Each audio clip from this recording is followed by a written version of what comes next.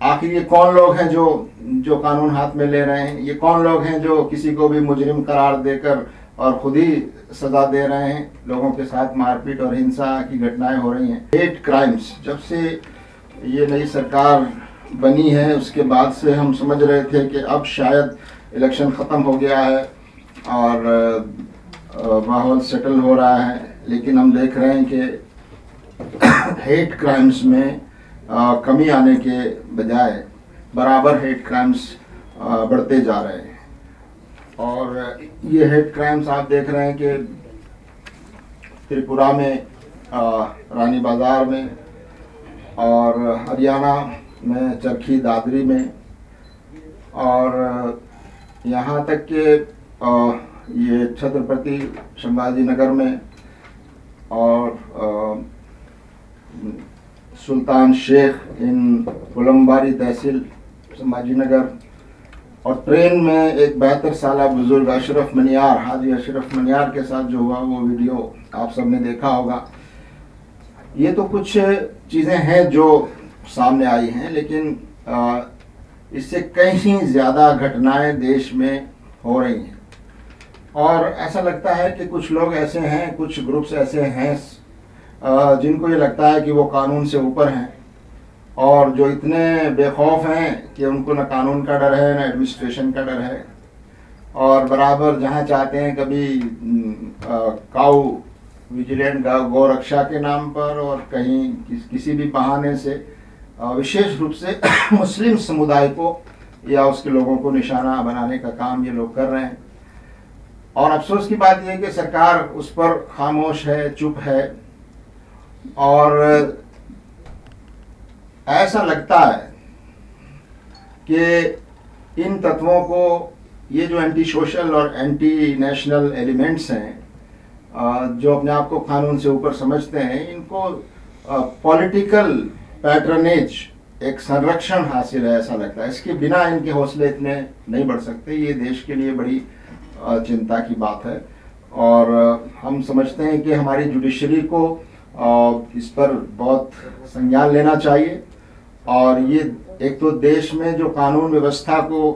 बनाने की जिम्मेदारी पुलिस और एडमिनिस्ट्रेशन की है, आखिर ये कौन लोग हैं जो जो कानून हाथ में ले रहे हैं? ये कौन लोग हैं जो किसी को भी मुजरिम करार देकर और खुद ही सजा दे रहे हैं? लोगों के साथ मारपीट और हिंसा की घटनाएं हो रही हैं। तो ये खुद हमारे देश के कानून, संविधान, लॉ एंड ऑर्डर को मेंटेन करने वाली एजेंसीज का अपमान है एक तरह से, कि ऐसे लोग जो कानून हाथ में लेकर और देश में अराजकता फैलाने का काम कर रहे हैं। तो हमारी सरकार से भी और ख़ासतौर से जुडिशरी से और मीडिया के आप साथियों से भी ये गुजारिश है कि आप इस तरह की चीज़ों को इस तरह समाज में ले जाएं कि सरकार पर भी दबाव बने और जुडिशरी भी अपनी जिम्मेदारी और दायित्व निभाए। दूसरा इशू बुलडोज़र इनजस्टिस का है जो देश में बराबर चल रहा है और पिछले कुछ सालों से, 2-3 सालों से जिस तरह से बुलडोज़र का कल्चर बढ़ रहा है देश में,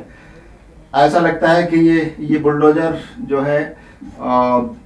एक तरह से नफरत का बुलडोज़र साफ तौर पर नज़र आता है और ये बुलडोज़र बहुत सेलेक्टिव नज़र आता है, एक ख़ास किस्म के लोगों को निशाना बनाता है। और दूसरा ये कि अभी सुप्रीम कोर्ट की एक बेंच ने एक पिटीशन पर अपना ऑब्जर्वेशन दिया है और वो ऑब्जर्वेशन का हम वेलकम करते हैं और उम्मीद करते हैं कि 17 सितंबर को जब फैसला आएगा तो ऐसी गाइडलाइंस पूरे देश के लिए बनाने की बात कही जाएगी कि जिसमें किसी का भी घर बुलडोज करने से पहले जो कानूनी प्रक्रिया है वो कानूनी प्रक्रिया पूरी किए बगैर आप किसी का घर नहीं गिरा सकते। दूसरी बात यह है कि बुलडोजिंग को क्राइम से जोड़ना ये एक बहुत ख़तरनाक रुझान है जिसकी तरफ हमारी सरकारें और जो लोकल एडमिनिस्ट्रेशन है वो बढ़ रहा है कि किसी भी आदमी को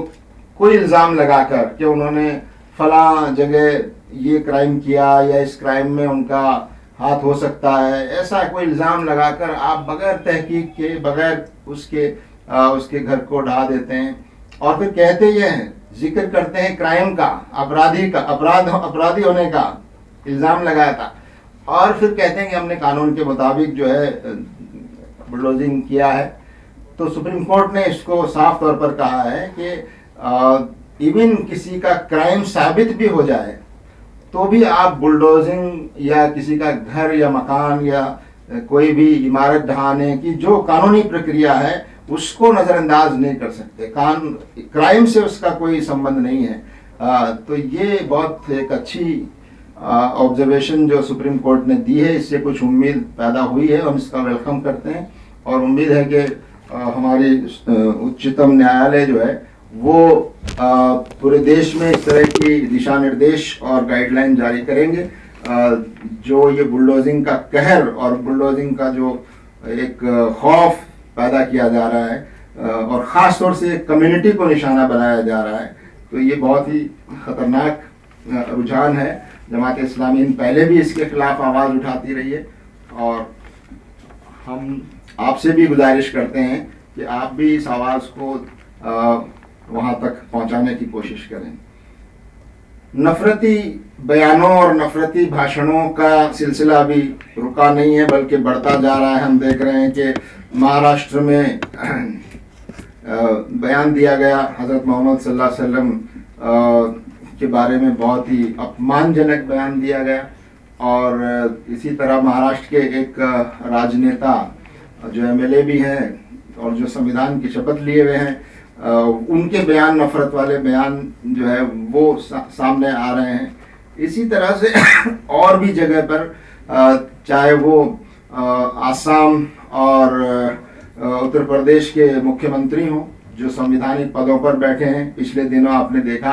कि किस तरह के समाज में नफरत फैलाने वाले और बांटने वाले बयान उनके सामने आ रहे हैं। तो ये इस देश के लिए, हम सब के लिए एक चिंता की बात है कि जबकि पूरा कानून मौजूद है नफरती बयानों के खिलाफ, लेकिन इस पर कार्रवाइयाँ नहीं हो रही हैं। और ये कि हमारी जो अदालतें हैं और हमारी जो जुडिशरी है